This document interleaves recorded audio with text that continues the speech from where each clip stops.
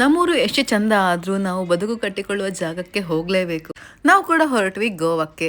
ನಾವು ಗೋವಾಕ್ಕೆ ಹೊರಟ್ರೆ ನನ್ನ ಮಗ ಗೋವಾಕ್ಕೆ ಹೋಗಕ್ಕೆ ಮನ್ಸಿಲ್ದೆ ರೂಮಲ್ಲೇ ಕುತ್ಕೊಂಡಿದ್ದಾನೆ. ಅವನಿಗಂತೂ ಗೋವಾಕ್ಕೆ ಹೋಗಕ್ಕೆ ಮನ್ಸೇ ಇರ್ಲಿಲ್ಲ. ಅವನ ಮುಖನ ನೋಡಿ ಒಂದ್ಸತಿ ಹೇಗಿದೆ ಅಂತ. ಕೋಪ ಬಂದರೆ ನಗು ಬಂತು ನಗು ಬಂತು. ನಾವು ಕಾರ್ಕಳದಿಂದ ಗೋವಾಕ್ಕೆ ಹೋಗಬೇಕಾದ್ರೆ ಬಸ್ ಕ್ಯಾಚ್ ಮಾಡೋಕ್ಕೆ ನಾವು ಪಡುಬಿದ್ರೆ ಅಥವಾ ಉಡುಪಿಗೆ ಹೋಗಲೇಬೇಕು. ಯಾಕಂದರೆ ನ್ಯಾಷನಲ್ ಹೈವೇಲಿ ಮಾತ್ರ ಬಸ್ ಪಾಸ್ ಆಗೋದು. ಕಾರ್ಕಳದಿಂದ ಗೋವಾಕ್ಕೆ ಡೈರೆಕ್ಟ್ ಬಸ್ ಇಲ್ಲ. ಟ್ರೈನಲ್ಲಿ ಹೋಗಬೇಕಾದ್ರೂ ಉಡುಪಿಗೆ ಹೋಗಬೇಕು. ಇದೊಂದು ತುಂಬಾ ಕಷ್ಟ. ನಾವು 6:30 ಹಾಗೆ ಪಣಜಿ ರೀಚ್ ಆದ್ವಿ. ಇದು ನೋಡಿ ಪಣಜಿಯ ಮಾಂಡವಿ ರಿವರ್. ಆ್ಯಕ್ಚುಲಿ ನಾನು ಏಪ್ರಿಲ್ 1ಗೆ ಗೋವಾಕ್ಕೆ ಬಂದು ಆಮೇಲೆ 2 ವೀಕ್ಸ್ ಗೋವಾದಲ್ಲಿದ್ದು ಆಮೇಲೆ ಮತ್ತೆ ನಾನು ಊರಿಗೆ ಹೋಗಿದ್ದೆ. ಸೊ ಗೋವಾಕ್ಕೆ ಯಾಕೆ ಬಂದಿದ್ದೆ ಅಂದರೆ ಯುವಾನ್ಗೆ ಸ್ಕೂಲ್ ಶುರು ಆಯಿತು. ಆ್ಯಕ್ಚುಲಿ ನಾನು ಏಪ್ರಿಲ್ 1ಕ್ಕೆ ಗೋವಾಕ್ಕೆ ಬಂದಾಗ ಯುವಾನ್ಗೆ ಯೂನಿಫಾರ್ಮ್ ಹಾಗೆ ಬುಕ್ ಎಲ್ಲ ತರಬೇಕು ಅಂತ ಪಣಜಿಗೆ ಹೋದೆ. ಸಂತೋಷ್ ಕೂಡ ಅಲ್ಲೇ ಬಂದರು.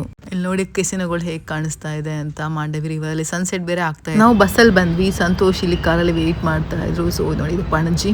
ಸೊ ಅಲ್ಲಿನ ಸೀದಾ ಯೂನಿಫಾರ್ಮ್ ಶಾಪಿಗೆ ಬಂದ್ವಿ. ಇಲ್ಲಿ ಎಲ್ಲ ಸ್ಕೂಲಿದ್ದು ಯೂನಿಫಾರ್ಮ್ ಎಲ್ಲ ಸಿಕ್ಕದೆ. ನೀವೇನಾದ್ರು ಕನ್ನಡದವರು ಗೋವಾದಲ್ಲಿದ್ದರೆ ನಿಮಗೆ ಇದು ಹೆಲ್ಪ್ ಆಗ್ತದೆ. ನೋಡಿ ಸ್ಮಾರ್ಟ್ ಯೂನಿಫಾರ್ಮ್ ಸೆಂಟರ್ ಅಂತ, ಇಲ್ಲೆಲ್ಲ ಸ್ಕೂಲಿದ್ದು ಯೂನಿಫಾರ್ಮ್ ಸಿಕ್ಕದೆ. ಇದಿರೋದು ತಂಬಡಿ ಮಟ್ಟಿ ಅಂತ ಎಲೆಕ್ಟ್ರಿಸಿಟಿ ಕಾಲನಿ ಪಣಜಿಯಲ್ಲಿ.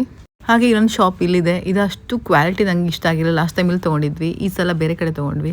ಶೂ ಕೂಡ ಅವನಿಗೆ ಚಿಕ್ಕದಾಗಿತ್ತು, ಹಾಗಾಗಿ ಶೂ ಬೇಕಿತ್ತು. ಬಟ್ ಇಲ್ಲಿ ಇರಲಿಲ್ಲ ಬಾಟದಲ್ಲಿ. ಆಮೇಲೆ ಅವರು ಹೋಮ್ ಡೆಲಿವರಿ ಕೊಡ್ತೀವಿ 3-4 ದಿನ ಬಿಟ್ಟು ಅಂತ ಹೋಮ್ ಡೆಲಿವರಿ ಸಿಕ್ತು ಆಮೇಲೆ. ಸೊ ಫಸ್ಟ್ ಡೇ ಸ್ಕೂಲ್ ಹೋದ. ಇದು ಆ್ಯಕ್ಚುಲಿ ಏಪ್ರಿಲ್ 1 ದಿನ ಹೋಗಿದ್ದು. ಸೊ ಅದಾದಮೇಲೆ ಮತ್ತೆ 15 ದಿನ ಬಿಟ್ಟು ನಾವು ಮತ್ತೆ ಆ್ಯಕ್ಚುಲಿ ಊರಿಗೆ ಹೋಗಿದ್ವಿ. ನಾಮಕರಣ ಇತ್ತು, ಅದಕ್ಕೋಸ್ಕರ. ನೋಡಿ ಸ್ಕೂಲ್ ಸ್ಟಾರ್ಟ್ ಆಗಿದೆ. ಇವಾಗ ಸ್ಟಾರ್ಟ್ ಆದ ತಕ್ಷಣ ನೋಡಿ ಬೈಂಡ್ ಹಾಕೋ ಕೆಲಸ. ನೋಡಿ ಈ ಥರ ಒಂದೊಂದು ಕಲರ್ ಒಂದೊಂದು ಬುಕ್ಕಿಗೆ. ಸೊ ಫೈಂಡ್ ಔಟ್ ಮಾಡಲಿಕ್ಕೆ ಈಸಿ ಆಗಲಿ ಅಂತ ನೋಡಿ ತಂದಿಟ್ಟಿದ್ದೀನಿ. Brown colour, green colour. So ಇವ್ರ ಸ್ಕೂಲಲ್ಲಿ ಹೀಗೆ. ನಮ್ಮ ಕರ್ನಾಟಕದಲ್ಲೆಲ್ಲ ಈಗ ರಜೆ ಆದರೆ ಗೋವಾದಲ್ಲಿ ನೋಡಿ ಈಗ ಸ್ಟಾರ್ಟ್ ಆಯಿತು. ಆ್ಯಕ್ಚುಲಿ ಗೋವಾದಲ್ಲಿ ಎಲ್ಲ ಸ್ಕೂಲಲ್ಲಿ ಇಲ್ಲ, ಕೆಲವು ಸ್ಕೂಲಲ್ಲಿ ಮಾತ್ರ. ಯಾಕಂದರೆ ಯಾಕೆ ಈ ಥರ ಇರುತ್ತೆ ಅಂದರೆ ಟ್ರಾನ್ಸ್ಫರೇಬಲ್ ಜಾಬ್ ಇರೋರಿಗೆ ಮೇಲಿ ಜೂನಲ್ಲಿ ಟ್ರಾನ್ಸ್ಫರ್ಸ್ ಇರ್ತದೆ. ಹಾಗಾಗಿ ಏಪ್ರಿಲ್ ತಿಂಗಳಲ್ಲಿ ಸ್ಕೂಲ್ ಮಾಡ್ತಾರೆ. ಮೇ ಫುಲ್ ರಜೆ ಇರುತ್ತೆ, ಜೂನಲ್ಲಿ ಹಾಫ್ ತಿಂಗಳು ರಜೆ ಇರ್ತದೆ.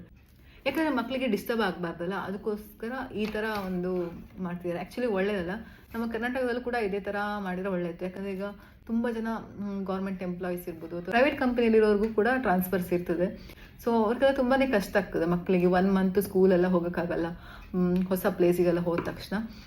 ಏಪ್ರಿಲಲ್ಲಿ 1 ತಿಂಗಳಾದ್ಮೇಲೆ ರಜೆ ಸಿಗುತ್ತೆ. ಆಮೇಲೆ ಜೂನ್ ಹಾಫ್ ಆದಮೇಲೆ ಮತ್ತೆ ಸ್ಕೂಲ್ ಮತ್ತೆ ಶುರು ಆಗೋದು. ಹಾಗಾಗಿ ಮಕ್ಕಳಿಗೆ ಪ್ರಾಬ್ಲಮ್ ಆಗೋದಿಲ್ಲ, ಕ್ಲಾಸಸ್ ಮಿಸ್ ಆಗೋದು. ನಮ್ಮ ಕಡೆನೂ ಅಷ್ಟೇ ಇದೇ ಥರ ಬೈಂಡ್ ಎಲ್ಲ ಯೂಸ್ ಮಾಡಿದ್ರೆ ತುಂಬಾ ಒಳ್ಳೇದು ಅನಿಸ್ತದೆ ಮಕ್ಕಳಿಗೆ.